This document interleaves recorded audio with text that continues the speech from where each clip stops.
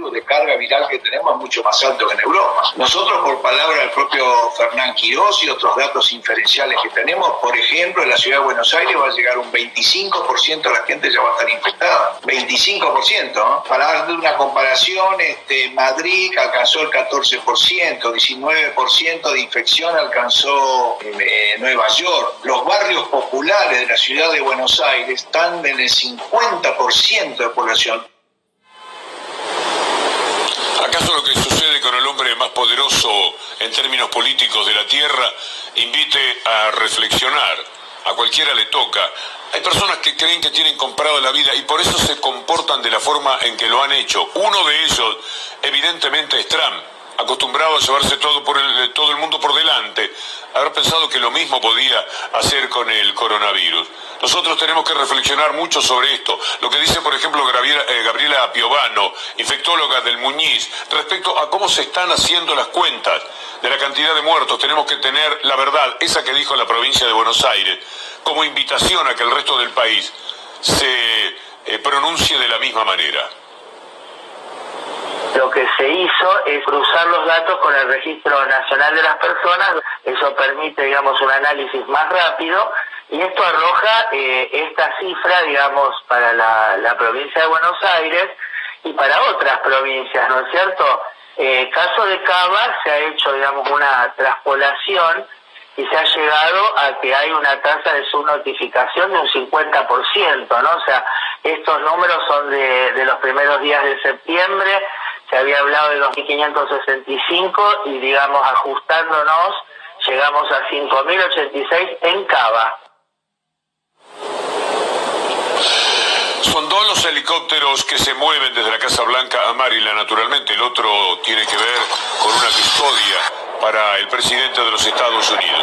Es inminente el arribo al hospital. Insisto, no debe haber canal de televisión que se precie en el mundo que en estos momentos no esté divulgando esta imagen tan potente por todo lo que ha significado el coronavirus en nuestras vidas este año, por todo lo que hemos hablado y padecido al coronavirus, por todo lo que hemos tenido que enfrentar a quienes han estado en contra de la cuarentena, en contra de cuidar la vida, todos los disparates que ha dicho Trump, lo que dijo Bolsonaro, lo que antes había dicho Johnson, que fue el de comportamiento más humilde, porque cuando pasó lo que pasó, él salió y dijo, esto es demasiado serio y no se puede jugar con esto. Bolsonaro reaccionó a la Bolsonaro. Bien un imbécil. Está aterrizando el helicóptero, los helicópteros, el de Trump y el de la custodia. Los helicópteros llegan al hospital y de inmediato Trump será trasladado a una sala de terapia intensiva, según los trascendidos que llegan desde los Estados Unidos. Por eso tuvieron que sacarlo de la Casa Blanca. Allí por supuesto que hay lugares para atenderlo, no eran suficientes. Hay una especie de hospital dentro de la Casa Blanca para emergencias de esta naturaleza, pero no podían atenderlo en ese lugar. Entonces lo están trasladando al hospital militar ahí en Maryland, para que la atención sea en todo lo que necesita Donald Trump. Un hecho significativo que tiene un correlato también en lo económico, en los aspectos políticos, en lo internacional, en la relación de los Estados Unidos con otros países, por ejemplo con la Argentina, de lo que también tenemos que hablar, porque hay un intruso muy peligroso en la Argentina. Siempre la Embajada de Estados Unidos es muy peligrosa. Siempre tiene un comportamiento despreciativo y golpista cuando los gobiernos son de tipo progresista. El comportamiento de hoy, con un comunicado que sacaron, también marca que este señor Prado es una amenaza, además de lo que significa la embajada. Pero sigamos hablando de lo que el coronavirus ha traído: mucha pobreza en el mundo entero. Aquí los títulos de los diarios no dan contexto, siempre usan eso. Si no les conviene, no hay contexto. Sí aumentó la pobreza. ¿Quién podía dudar de que esto iba a ocurrir? La pobreza se ha ido a más del 40%, pero es interesante decirles a ustedes que en este año, del 1 de septiembre del 2019 al 1 de septiembre del 2020, la pobreza aumentó 3 puntos menos que entre el 1 de septiembre del 2018 y el 2019. Este cuadro de la doctora Julia Estrada nos permite apreciar dónde empezó la pobreza con Macri. Hicieron todos los arreglos pertinentes para que luciera de la peor manera posible lo que venía de antes. Es mentira lo que se dijo, pero pues fue el punto de partida con el que ahora nos vamos a mover. Era 27. Bajó, según los cálculos de ellos, hacia el 2018, pero del 2018 al 2019 subió más de 8 puntos, y del 2019 al 2020, tomando exactamente las mismas fechas, subió 5 puntos con la pandemia. En un año de Macri, en el que entraron 50.000 millones de dólares de todo lo que Macri le pidió al mundo, la pobreza aumentó 8 puntos. Este año, sin que entrara un solo dólar y ya teniendo que pagar partes de la deuda de la Argentina, la pobreza aumentó 5 puntos. Es decir, se podía haber producido algo todavía peor de no haber asistido el gobierno de la manera que lo ha hecho a los sectores medios y a los más vulnerables. El CIPEC dice que esto pudo haber llegado al 52% en el trimestre. El trimestre ha sido de 47% en la caída. Pudo haber sido más del 52%, de no haberse adoptado las medidas que todos conocemos que hubo. Pero volvamos con la imagen, además de la llegada de Trump al hospital de Maryland. Vayamos a Nueva York a escuchar a Javier Timmerman, hermano de Héctor Timmerman, en una consideración sobre lo que está pasando desde el punto de vista económico, Argentina, Estados Unidos y el mundo Trump. Es un caso inédito, es una crisis que no tiene una respuesta única porque la gente realmente no sabe cuánto tiempo va a durar, cómo se va a desarrollar. Trump con COVID, eso es una noticia que acá impactó mucho, un poco por la cercanía a las elecciones y porque la gente no sabe bien cómo va a impactar la noticia en el resultado de las elecciones.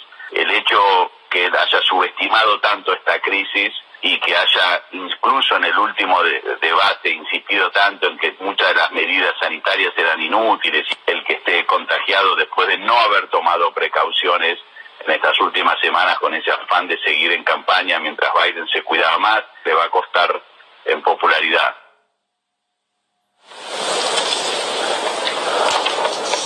Estoy leyendo la carta que le envió el presidente Alberto Fernández a Donald Trump.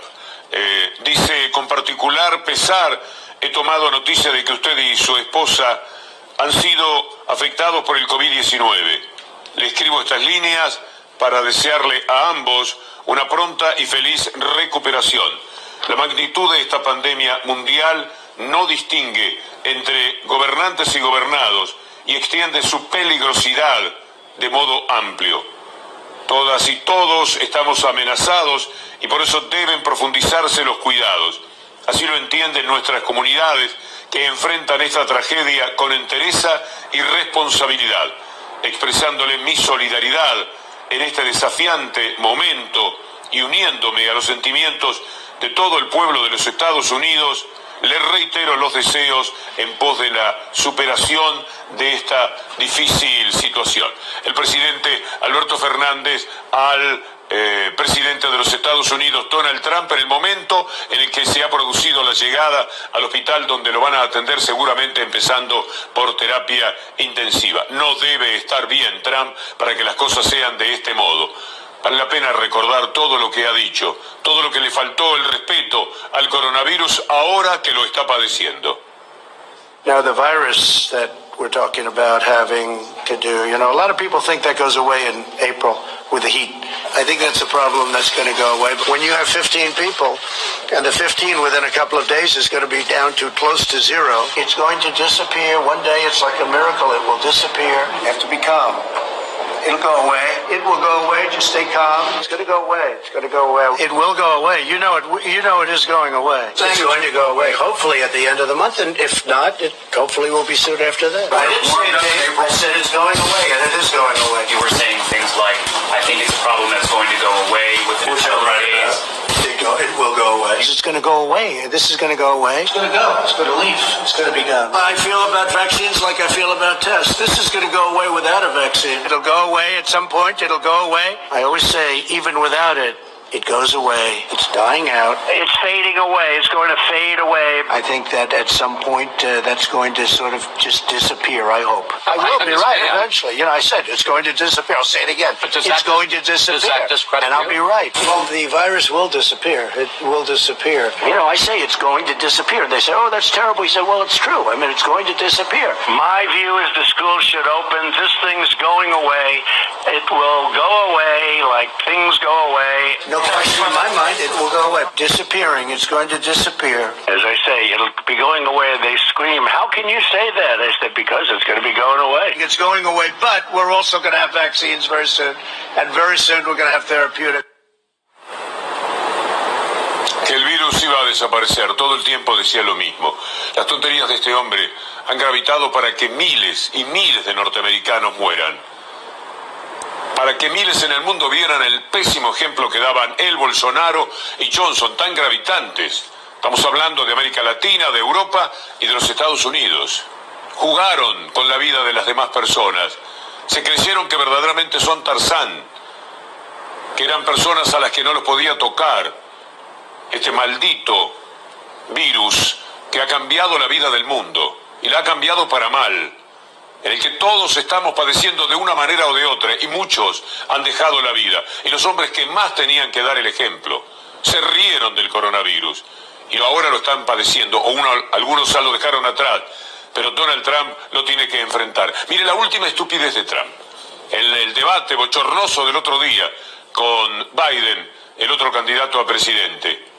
Oh, yo no uso la mascarilla, la tengo ahí, pero la uso si quiero. Véalo usted mejor, para que pueda evaluar que a veces parece un castigo y hasta merecido lo que le pasa a algunas personas. I put a mask on, when I think I need it. I don't wear a mask like him. Every time you see him, he's got a mask. He could be speaking 200 feet away from me. He shows up with the biggest mask I've ever seen. Si nos quedamos con esa imagen de Maryland, nos quedamos con esa imagen de Trump en el helicóptero, el viaje de la Casa Blanca a este hospital de Maryland. Detrás de esa fachada, seguramente los médicos más importantes de Estados Unidos están haciendo lo posible para recuperarlo. Es una instancia inimaginable, porque al fin de cuentas uno mismo llegó a pensar que, no lo va a tocar el coronavirus, de la forma desfachatada con la que siempre se había manejado. Mascarilla no, me la pongo si quiero, me la pongo después. Todo el tiempo fue un pésimo ejemplo. Más de 200.000 personas han perdido la vida. De todas maneras hubieran muerto muchas, pero no tantas, seguramente no tantas, de haber sido mucho más serio Trump. En la Argentina se evitaron decenas de miles de muertes hasta ahora. Estamos en un número muy doloroso, pero mire el ejemplo de lo que pasa en el resto del mundo. Si no hubiera habido una cuarentena en serio, ¿y qué hubiera pasado si la cuarentena se hubiese mantenido en los términos en los que habían pensado un poco más de tiempo? La sacaron a pasear mucho antes de lo que correspondía y ahora lo estamos padeciendo. Ahora la única esperanza es la vacuna. Un solo país está recibiendo vacunas en estos momentos, Venezuela. La recibe de Rusia. Llegan algunas miles de vacunas, en principio como parte de la experiencia que ya están llevando a cabo en Rusia. Venezuela pasa a ser el primer país latinoamericano con vacunas para hacer la prueba pertinente. Hablando de Venezuela, hoy en la tapa de Clarín se habló del discurso de Carlos Raimundi, representante argentino en la Organización de Estados Americanos, y de una queja de los Estados Unidos. Inmediatamente llamamos a la Cancillería, como hicimos siempre con el equipo de producción. ¿Esto es verdad? De la Cancillería nos dijeron, no es verdad, no hubo una queja. Y es verdad, tiene razón la Cancillería, no hubo una queja. Pero horas más tarde salieron los comunicados de la Cancillería y de la Embajada de los Estados Unidos. Y entonces sí, tuvo razón Clarín en lo que había dicho. Porque mientras la Cancillería argentina no dice nada que se habló del tema Venezuela, este embajador Prado, un peligroso individuo que se suma al peligro que siempre es de por sí, la Embajada de los Estados Unidos sacó un comunicado en la que lo más importante que dice es todo lo que hablaron sobre Venezuela y todo lo que le recordó al canciller argentino sobre Venezuela. insistente en el comunicado. El de Argentina no dice nada, el de Estados Unidos dice lo que importaba, a la luz además de lo que había dicho Clarín. Juegan en tándem, por supuesto. Y entonces, a su manera, el gobierno de los Estados Unidos ratificó. Es cierto que la Argentina puede decir no hubo una queja formal, porque no la hubo, pero el comportamiento es mucho peor todavía que el de una queja. Vamos a ver qué dijo Carlos Raimondi en la Organización de Estados Americanos. Que primero se crean condiciones para que exista una situación de emergencia. Después se acusa únicamente al gobierno como si fuera el único responsable de esa situación de emergencia. Y acto seguido le pide que respete estándares en todos los niveles como si esa situación de emergencia no existiera. Es decir, creo que es el camino de la negociación, de la paz, de la no intervención, el camino adecuado y no la lógica de la estigmatización y de la escalada. De inmediato un funcionario del Departamento de Estado norteamericano relacionado con la OEA y con América Latina, se llama O'Reilly, dijo que le provocaba tristeza lo que había dicho Carlos Raimondi a nombre del gobierno argentino. El gobierno argentino piensa que las elecciones de Venezuela valen, mientras que Estados Unidos pretende que no. Y los países que están alineados bochornosamente desde América Latina también están en contra de elecciones a las cuales no quiere asistir la derecha tan solo porque sabe que pierde. Estamos en el mismo juego perverso de siempre. La Embajada de los Estados Unidos colabora en esta etapa de mucho peso de los sectores golpistas eternos que se dan en los países que han sufrido golpes de Estado, que ahora serían golpes blandos, como lo fueron el de Lugo, el de Evo Morales, bueno, el de Evo Morales ya con tufillo directamente a golpe militar policial, el de Dilma Rousseff. Es lo que van a intentar permanentemente aquí, colaboración de primerísimo orden de los medios de comunicación, de la derecha económica y la Embajada de los Estados Unidos. El siglo del yo, que mucho les recomiendo, lo puede buscar en YouTube, son 4 capítulos, el primero y el cuarto impresionantes. A los 34 minutos del cuarto capítulo cuenta, nosotros lo hicimos un poco más breve con Anabela Sánchez, el primer golpe de Estado de la CIA y de los Estados Unidos en América Latina, dado contra Guatemala en 1954. One of Bernays' main clients was the giant United Fruit Company. They own vast banana plantations in Guatemala in Central America. For decades, United Fruit had controlled the country through pliable dictators. It was known as a banana republic. But in 1950, a young officer, Colonel Arbenz, was elected president. He promised to remove United Fruit's control over the country. United Fruit brings in Bernays, and he basically understood that what United Fruit Company had to do was change this from being a popularly elected government that was doing some things that were good for the people there into this being very close to the American shore, a threat to American democracy, that it being... But Bernays set out to turn him into a communist threat to America. He also created a fake independent news agency in America called the Middle American Information Bureau. It bombarded the American media with press releases saying that Moscow was planning to use Guatemala as a beachhead to attack America. All of this had the desired effect. In Guatemala, the Jacob Arbenz regime became increasingly communistic after its inauguration in 1951. Communists in the Congress and high governmental positions controlled major committees, labor and farm groups, and propaganda facilities. They agitated and led in demonstrations against neighboring countries and the United States. The CIA were instructed to organize a coup. As planes flown by CIA pilots dropped bombs on Guatemala City, Edward Bernays carried on his propaganda campaign in the American press.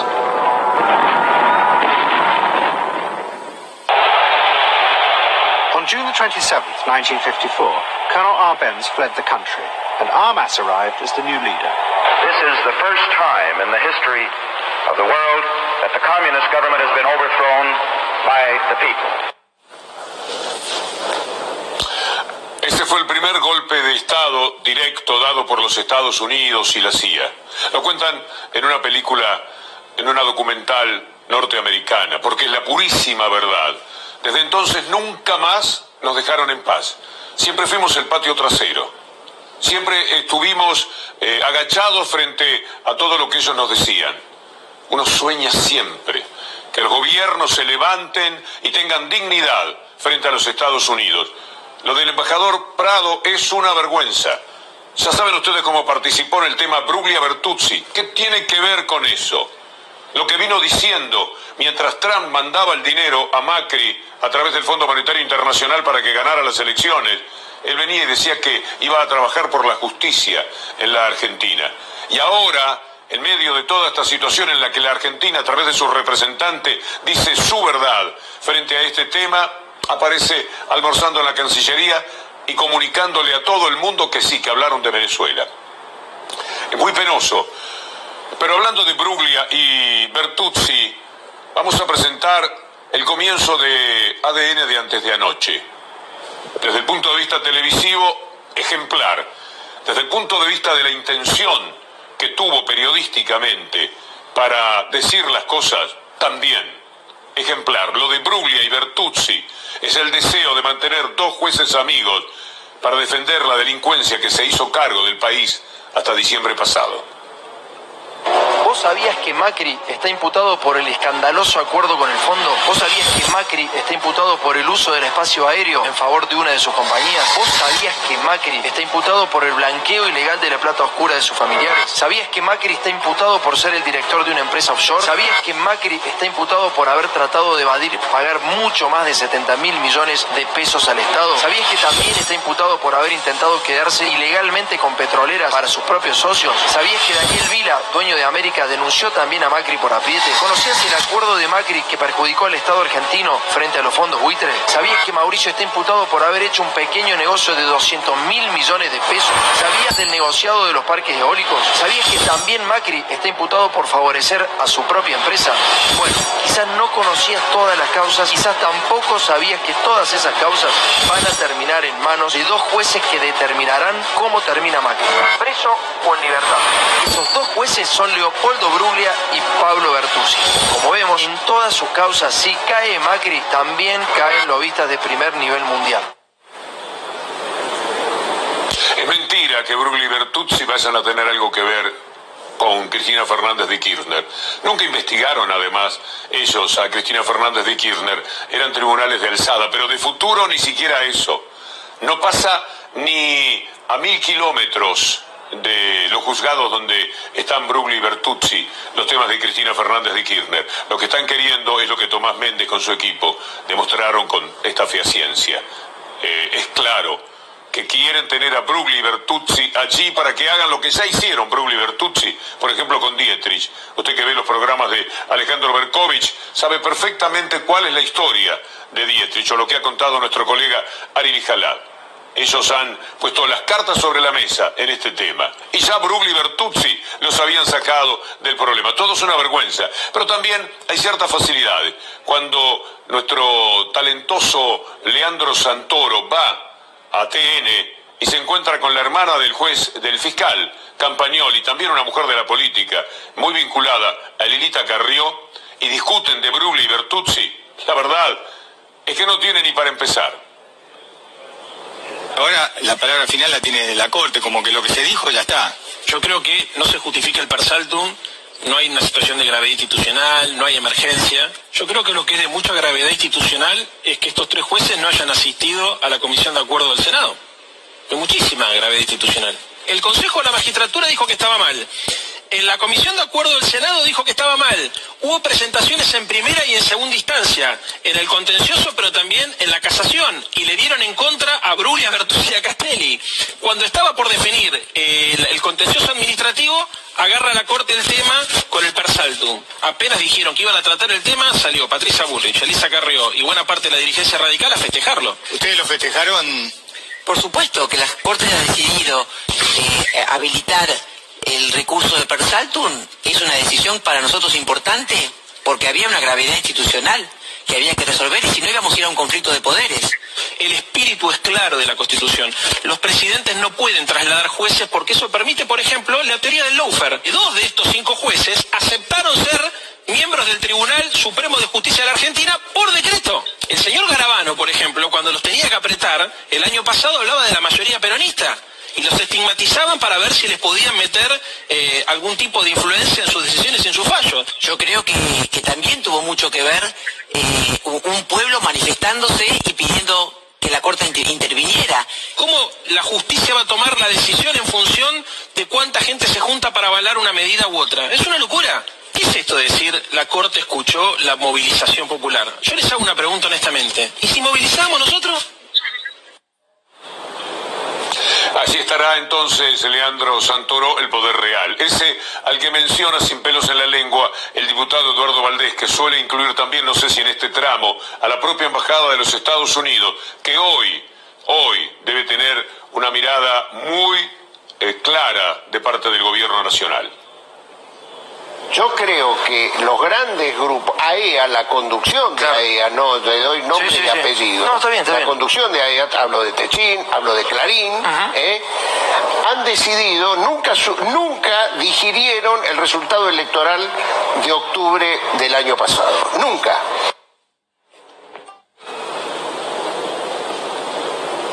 Y es muy importante también, algunos materiales van a quedar para nuestra batalla cultural o para el próximo lunes, porque podemos hablar de esto muchísimo. Aunque está tan claro, cuando uno ve lo que decía Leandro Santoro, lo que dice Eduardo Valdés, hay argumentación tan irrefutable que la pobre señora que estaba al lado de Leandro Santoro no tenía nada para decir, estaba perpleja. ¿Qué me trajeron? ¿Por qué lo hicieron?